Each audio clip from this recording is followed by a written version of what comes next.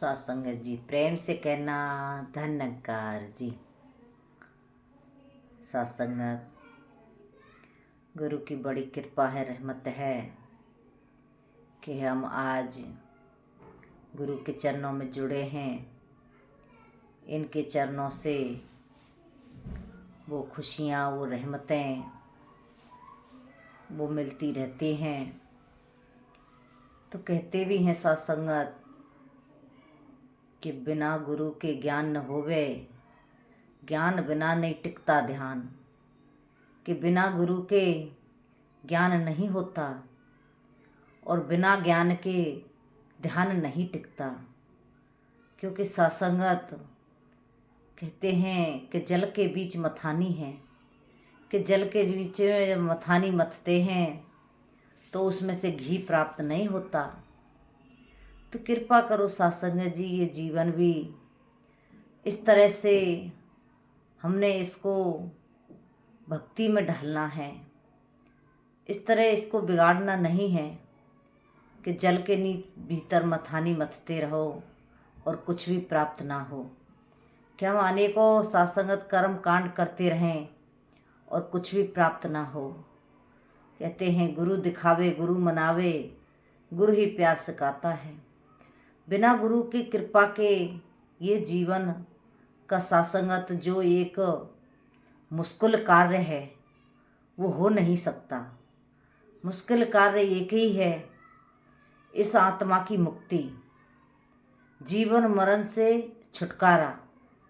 इस आत्मा को कैसे मिले? तो इसी बात को कहते हैं गुरु दिखावे गुरु मनावे। गुरु ही इस बंधन को सत्संगत काट सकता है।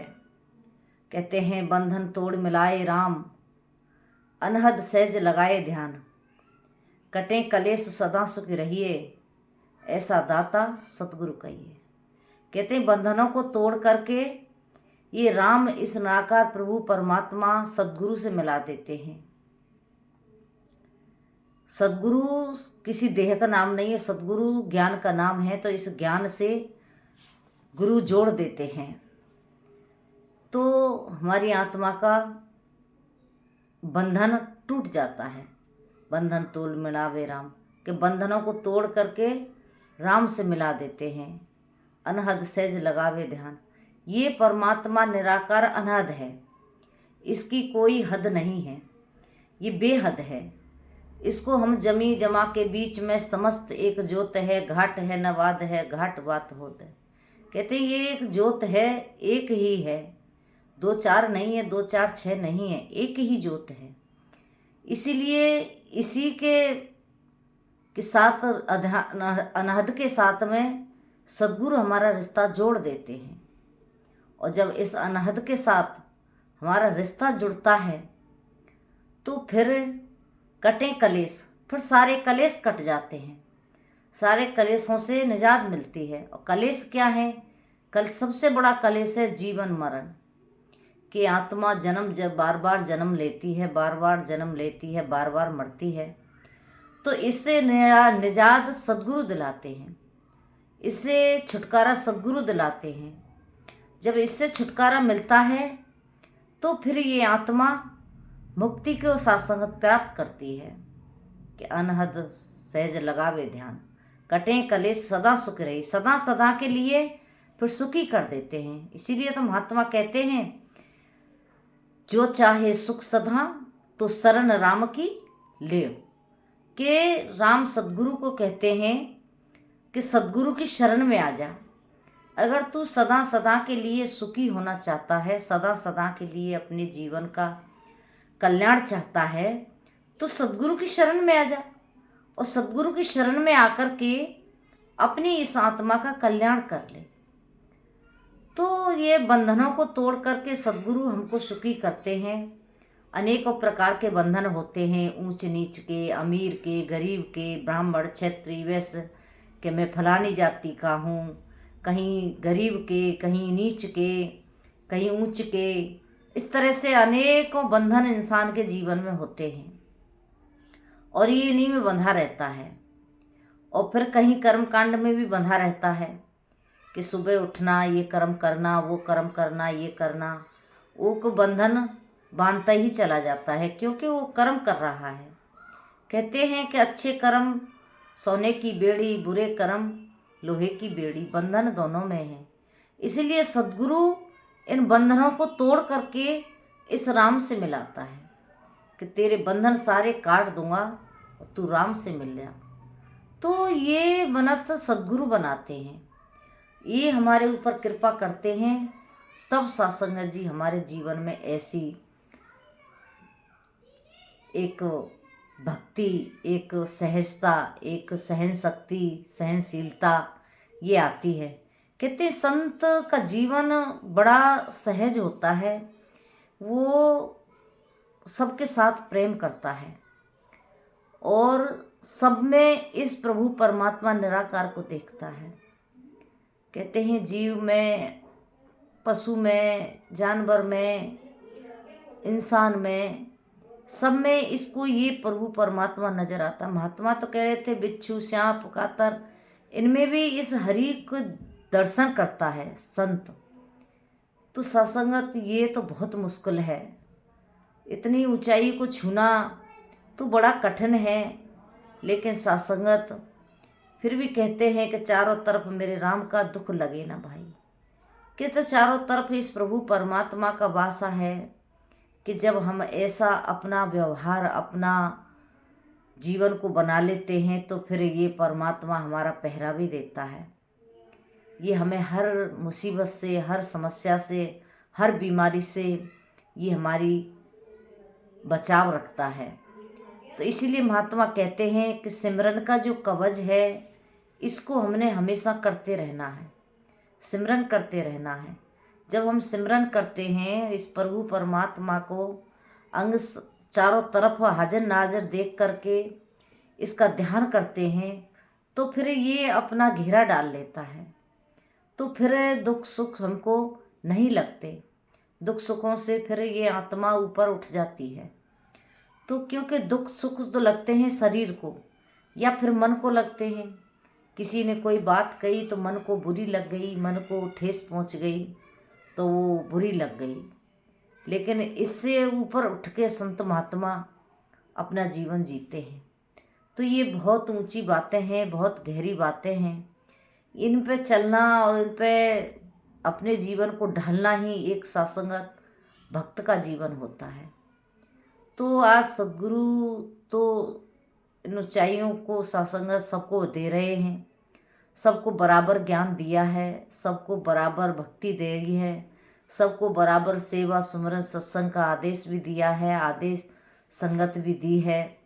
अब वो बात हमारी है कि हम कितना कितना कर पाते हैं और कितना इस पे हम चल पाते हैं, कितना हम अपने जीवन को उस लक्ष्य की तरफ ले जाते हैं जिसके लिए ये मनुष्य का जन्म मिला है। क्योंकि इसके लिए कहते हैं सुर दुर्लभ सब ग्रंथ है गावा। कहते हैं ये जो जन्म है ये देवताओं के लिए भी दुर्लभ है, ये ऋषि मुनि को ही प्राप्त होता है, इंसान को, जीव एक इंसान को ही प्राप्त होता है ये शरीर। तो इसके लिए देवता तरसते हैं। तो हमने अपने जीवन को उस रास्ते पर ले जाना है जिस रास्ते पर सद्गुरु चाह रहे हैं। आज सद्गुरु समय के यही चाह रहे हैं कि हम सेवा सुमरन सत्संग बराबर करते रहें और अपने जीवन में धीरे धीरे धीरे धीरे करके वो गुण जो एक भक्ति वाले हैं, एक संत वाले हैं, उस सहज में ही आ जाएं। सत्संगत आज सुबह महात्मा विचार कर रहे थे, दास नेपाल सिंह महात्मा आए थे, उनके विचार हम सुन रहे थे। बड़ा सुंदर विचार किया उन्होंने कहा कि सद्गुरु सबको अपना जैसा बना रहा है, कोई नहीं देता अपनी कुर्सी, कोई अपना पद नहीं देता, लेकिन आज समय के सद्गुरु हैं कि गुरसिकों को ये सौंप दी है अपनी गद्दी कि जाओ मेरा प्रचार करो और मेरी इस गद्दी पे बैठ के इस प्रभु परमात्मा की चर्चा करो। तो समय का सद्गुरु ही ऐसे कर्म कर सकता है, ये और किसी के बस की बात नहीं है। हम देखें कि सद्गुरु ने हम सबको अपनी पदवी सासंगत अपनी कुर्सी हम सबको सौंप रखी है और हम सब इस प्रभु परमात्मा की बंदगी, इसकी चर्चाएं करते हैं, सत्संग करते हैं। तो गुरु कहते हैं ना, गुरु पारस तो लोहा कंचन करे, सतगुरु करे आप समान। कि सतगुरु आप समान बना देते हैं, अपने समान एक भक्त को कर लेते हैं। तो हम कितने खुश नसीब हैं, कितने भाग वाले हैं कि आज हमको ऐसे समय के सद्गुरु मिले हैं कि जो ये हमें, हमारे जीवन को इतना सुंदर बना रहे हैं कि जो स्वयं हैं वही ये हमको बनाना चाह रहे हैं। लेकिन ये हमारी ऊपर है कि हम कितना इनके विचारों पे कितने चल पाते हैं, कितना अपने जीवन में ले पाते हैं। तो वही वाली बात कि अपना अपना पात्र हम देखें कि कितना बड़ा पात्र है, कि किस तरह से है। कहीं इसमें हमने पहले से ही कुछ और तो नहीं भर रखा है जिसके कारण सद्गुरु की भक्ति इसमें ठहर नहीं रही है, या फिर इसके विचार इसमें ठहर नहीं रहे हैं। तो जब तक हम अपना पात्र खाली नहीं करेंगे, जब तक बात बनने वाली नहीं है। तो हमने अपने मन के पात्र को हमेशा खाली करके रखना है और सद्गुरु के बताए हुए मार्ग पर चल के इनके विचारों को, इनके आदेशों उपदेशों को अपने जीवन में लेकर के साथ संगत जी अपना जीवन को जीना है। तो ये सुंदर ज्ञान आज समय के सद्गुरु दे रहे हैं। हम समाज में रहते हैं, परिवार में रहते हैं, गुरु का आदेश है कि हम सबको धन्यंकार करें, सबके साथ प्रीत से रहें। कहते हैं जिस परिवार में सुबह उठ के एक दूसरे को धन्यंकार होती है, उस परिवार से अच्छा और कुछ नहीं होता। उस परिवार में हर सुख सुविधाएं अपने आप स्वयं चल के आती हैं। तो कृपा करो सत्संगत, ये कर्म हम भी कर पाएँ, सद्गुरु जैसा चाहते हैं वैसा हमारा जीवन बन जाए।